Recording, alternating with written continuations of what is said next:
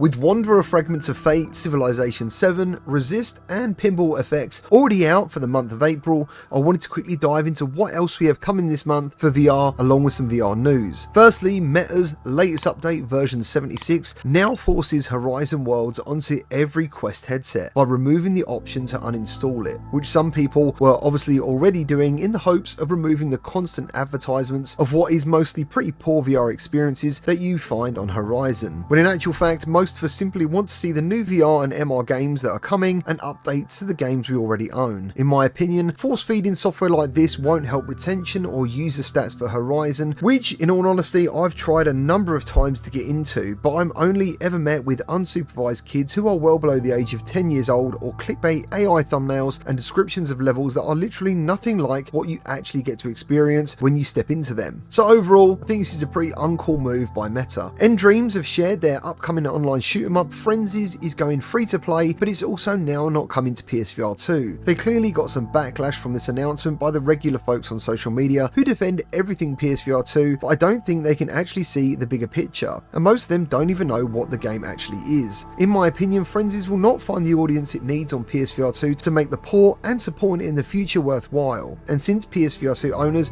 are mostly adults and they absolutely love high fidelity experiences, or very adult ones like Hitman right now, this move, at least for me, makes sense for them as the studio is looking for long-term sustainability in the VR space. Frenzies for me was fun and smooth, but overall it was a very forgettable experience and very childlike with rainbows and dancing pigs, and with the Quest audience right now being predominantly younger, I think this makes complete sense for them to focus purely on the Quest version. They also shared they have a new PSVR 2 game announcement coming soon, so it's not all bad news, and in fact the decision not to port Frenzies means that the next game they are bringing to PSVR 2 will hopefully be more in line with something more adult and what hardcore gamers actually want for the system. Upload VR got early access to the PCVR version of Aces of Thunder, which means hopefully we haven't got long to wait for an actual release date to be announced. Personally, after watching the stream, I didn't come away as hyped as I was hoping to, because it's just incredibly similar to War Thunder, which you can play right now in VR for free. It's still absolutely gorgeous though, and I'm still intrigued how the campaigns are going to be laid out and how it feels to be using PSVR 2's incredible haptics. Flat to VR is bringing a full VR port of Out of Sight, which is described as a first and second person atmospheric horror game, and it's coming next month to PCVR and Quest, with PSVR 2 following up later this year. The game isn't released yet, and this means the VR version will launch alongside the flat version, and from what I've seen in the trailers it looks pretty cool. You play Sophie, a young blind girl who can see through her teddy bear's eyes, and she's been captured and you must escape a creepy mansion full of puzzles. Overall, this does sound pretty cool. Besiege is a full-on physics sandbox battler with a 50-stage campaign, and it's coming to VR next month on Quest. You have to construct medieval machines like catapults, tanks and giant mechs to destroy your enemy's army. It's been overwhelmingly positively received on Steam, and while looking at the flat screen trailers it actually makes me think this could be a perfect fit for VR, but there's currently no mention if the multiplayer part of the game is coming to the VR version. Vertigo 2's new DLC Into the Ether is coming on April 25th, but currently only to PCVR, which does seem a bit odd,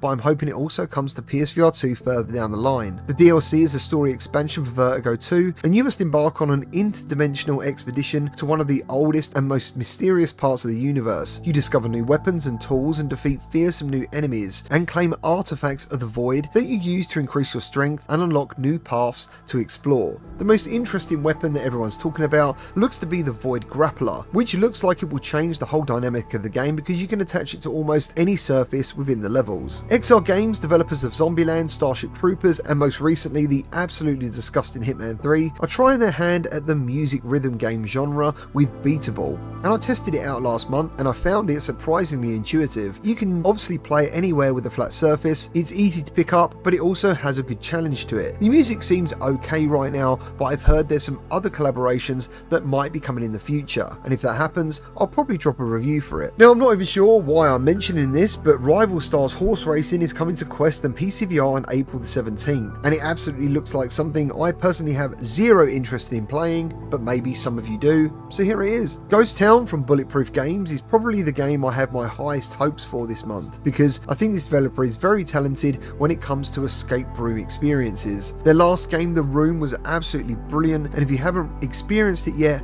I highly recommend it. The Room was absolutely beautiful, and it makes a great use of scale in VR to bring you some pretty unforgettable unforgettable puzzles, and Ghost Town looks to be doubling down on these efforts, especially in the graphics department. You play Edith Penrose, who is a witch turned ghost hunter and exorcist and now paranormal investigator, and you must use a combination of wits and ancient magic to overcome some unearthly puzzles. It's launching on Quest first on April the 24th, with Steam and PSVR 2 coming a little while later this year. Developers WannaDev Studio have done a complete 180 after Propagation Paradise Hotel to bring us Vestiges Fallen Tribes to PCVR and Quest. It's a strategy deck building game with auto battling, meaning you'll actually see the ongoing war right in front of you, with online PvP, with flat screen and VR support, and it also has a solo campaign. Now, I'm not sure if this is something I'm personally interested in checking out, and I really wish they would have doubled down on another Propagation game, but here we are. Combat Waffle, developers of Ghost of Tabor, have launched their next new game, Silent North, in alpha. It's a PvP PvE horror survival shooter, and from what I've seen, it seems to be getting a mix of good and bad user reviews. Personally, I'm going to hold off a little while longer on making a video till I see something that actually makes me think it's worth showing, because it does look a little bit rough around the edges right now. But as I said, it is in alpha,